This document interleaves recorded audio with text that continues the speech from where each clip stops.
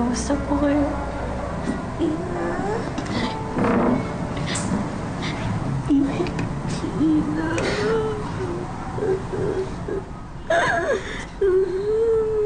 Muntan.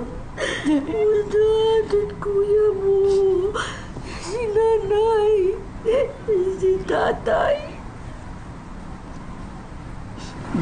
Okay lang po sila. Okay lang po sila. May kaunting injury lang po. Pero okay po sila. Sa ibang ward lang po sila. Kaya hindi niyo sila nakikita. Sabihin mo sa kanila o kaya nila. Dalawin nila o dito. Opo, sasabihin ko po. Sasabihin ko po. Anong araw ngayon? Bakit? Hindi ka nag-i-enroll? Dahil naman, nasa hospital pa nga po kayo. Enrollment ko pa ang iniisip ninyo.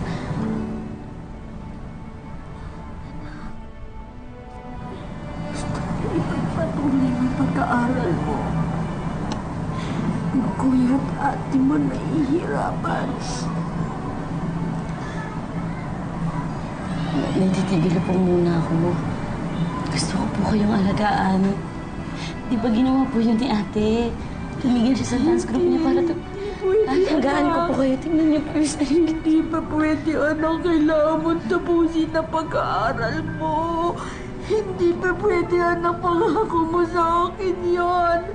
Hindi pa pwede, anak. Ronaldine, pangako mo yan sa akin. Opo. Pangako po.